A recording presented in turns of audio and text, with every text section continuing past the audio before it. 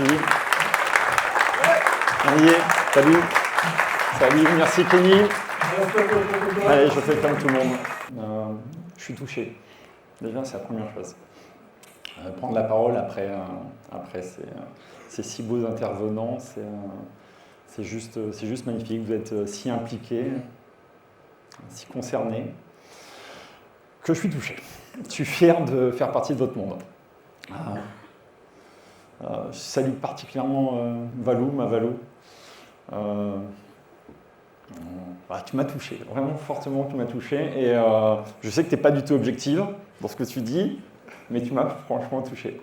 Et puis j'ai une équipe formidable qui œuvre, qui a fait de cet événement ce qu'il est.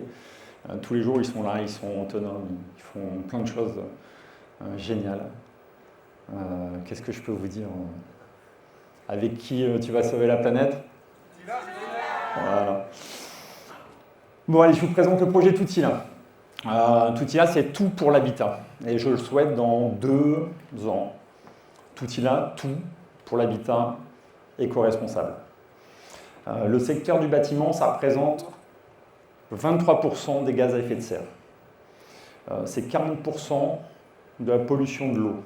C'est 50% des déchets qui se retrouvent en déchetterie. Il y a sujet, il y a matière. On va s'y intéresser. Toutila, je vais vous le présenter. Avant tout, c'est un logo. On ne l'a pas fait n'importe comment. Il y a quelqu'un qui est là, qui était à l'origine de Toutila avec moi, il s'appelle Patrick.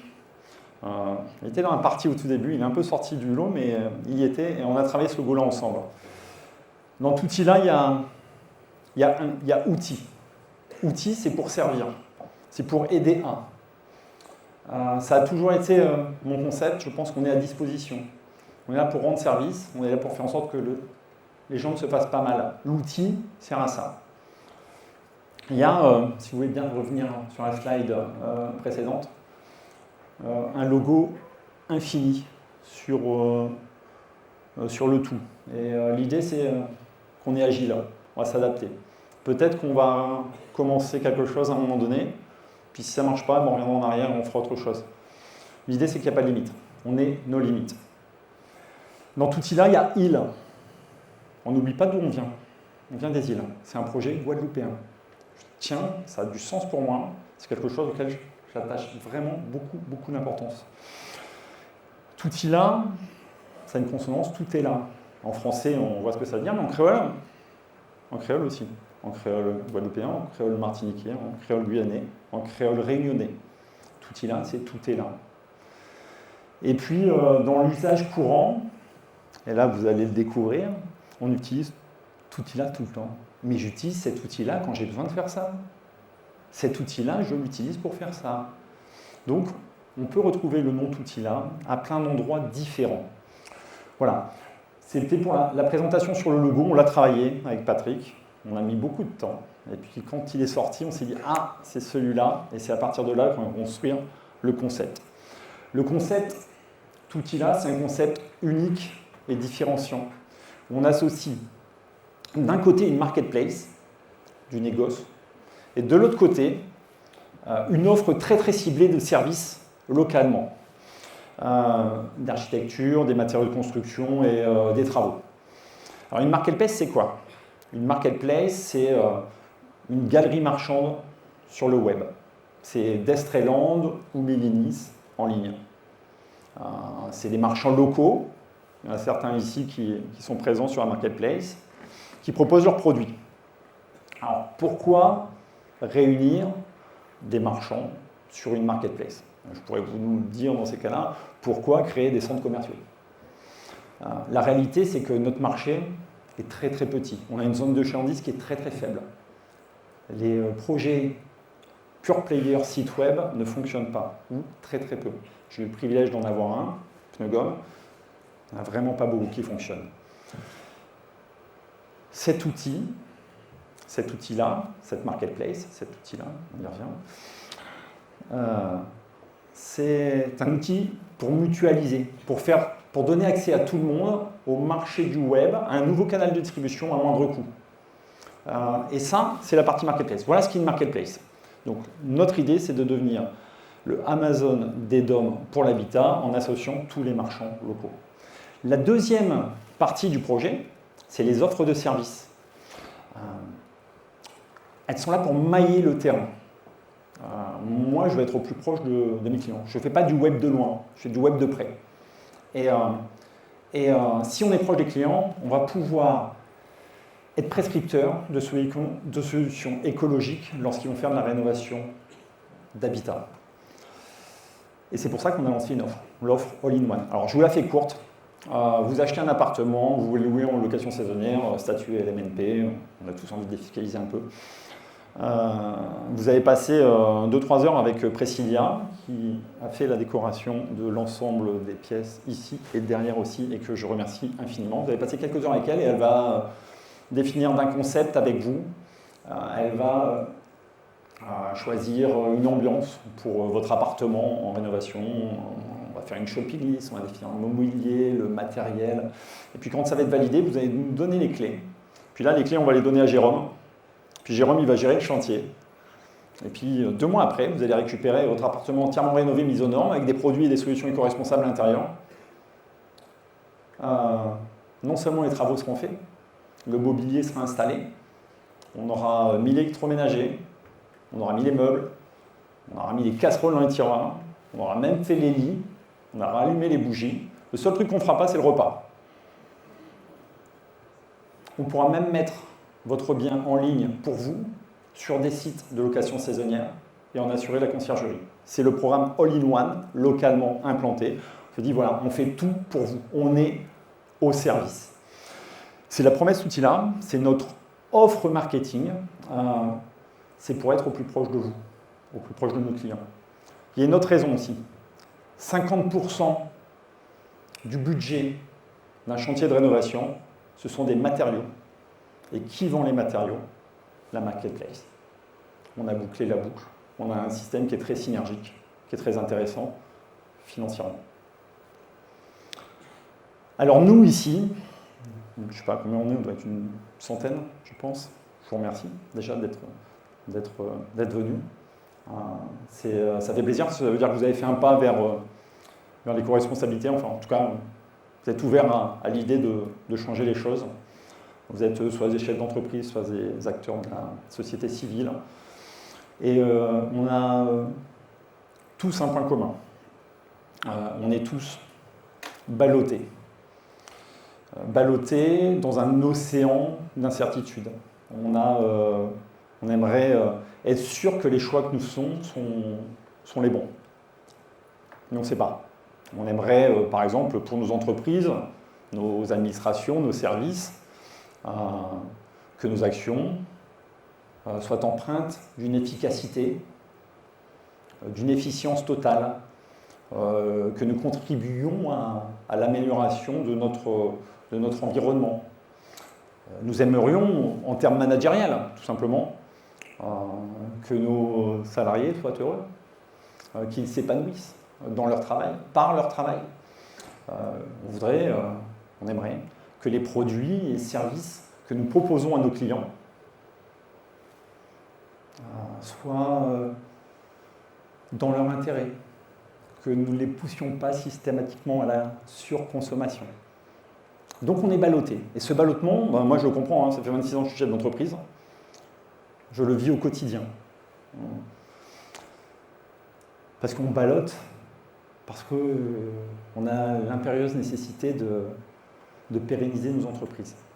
On a envie de s'investir pour sauver la planète, mais de l'autre côté, il faut qu'on pérennise nos entreprises.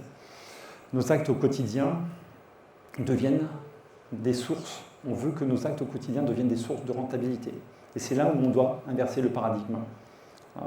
Et je pense que l'ADN de tout ILA aujourd'hui, dans sa notion éco-responsable, et surtout le programme de recherche, c'est de lever les incertitudes. C'est de lever les incertitudes. Ça doit devenir une mission pour nous. C'est que quand on agit, quand on met un produit, ou quand on impacte, ou quand on met un programme un procédé dans un ouvrage BTP, il faut s'assurer et vérifier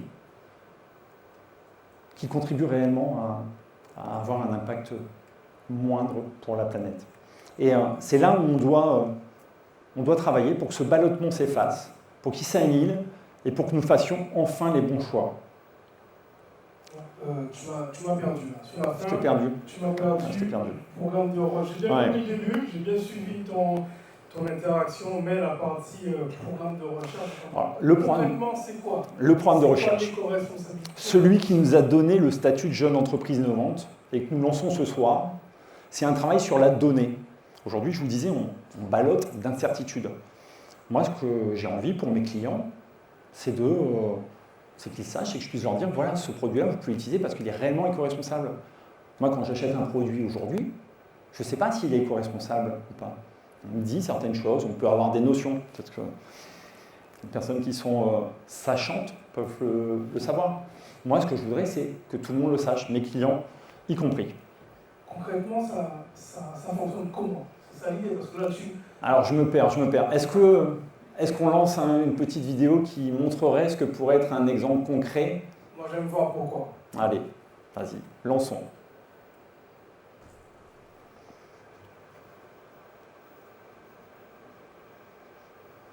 Alors, tout y là, mettez un produit dans votre panier. Et quand on aura terminé notre programme de recherche, comme on aura fiabilisé l'information,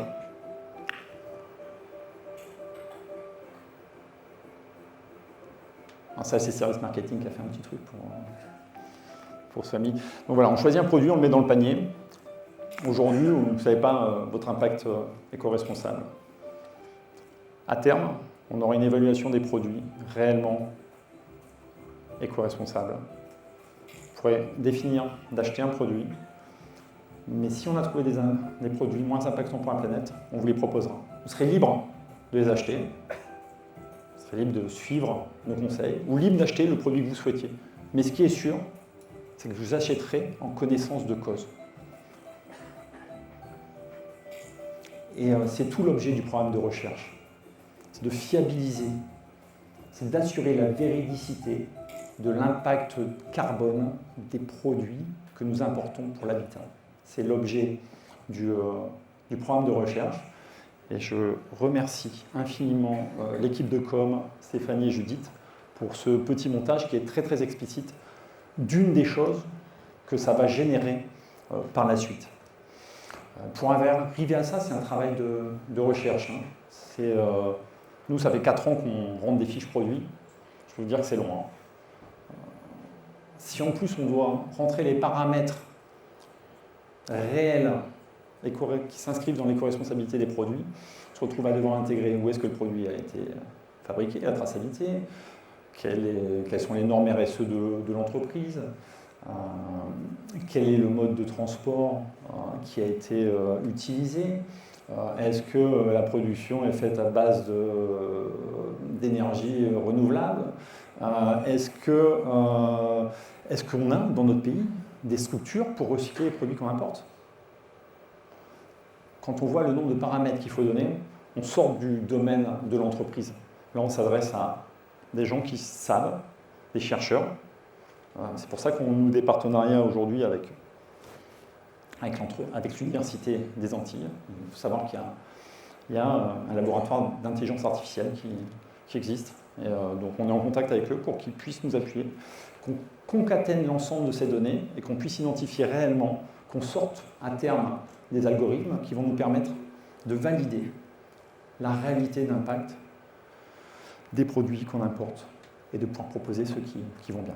Pour faire ce projet, c'est 539 000 € qui vont être libérés en 3 ans et j'espère à terme des brevets, des sources et du potentiel de développement pour qu'on inverse la donnée, à savoir c'est à partir d'une mission à sauver la planète qu'on va pouvoir dégager de la rentabilité, de la profitabilité.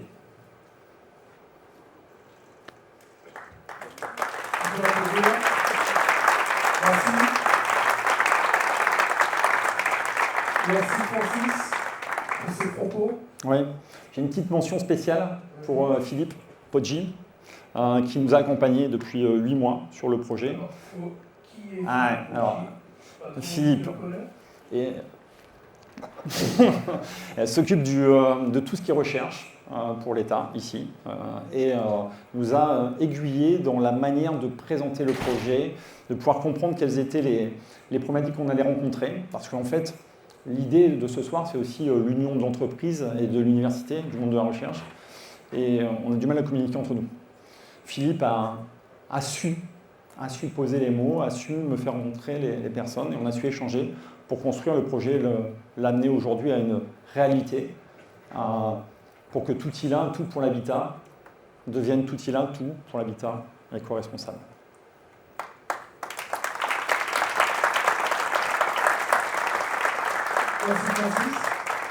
C'est sur ce programme de recherche, je fais un petit clin d'œil à l'État, parce qu'on a besoin, qu'on a été lauréat du French Tech 120. Il faut savoir que le French Tech 120, comme le dit M. LB, être lauréat, c'est participer, c'est faire partie des 120 entreprises françaises qui ont le plus de potentiel de développement. C'est une super reconnaissance pour une entreprise, c'est une super reconnaissance pour notre territoire, pour MyDtech aussi. Mais on ne va pas rester la 120e. On va être dans le peloton de tête. Et, parce que rentrer au French Tech 120, c'est la première marche vers la bourse. Donc on va monter sur cette marche. Et puis après, on va monter sur la suivante, qui est le Next 40. Puis après, on va aller à l'Euronext. Et puis on va emmener ce projet très très loin. On va ouvrir le capital.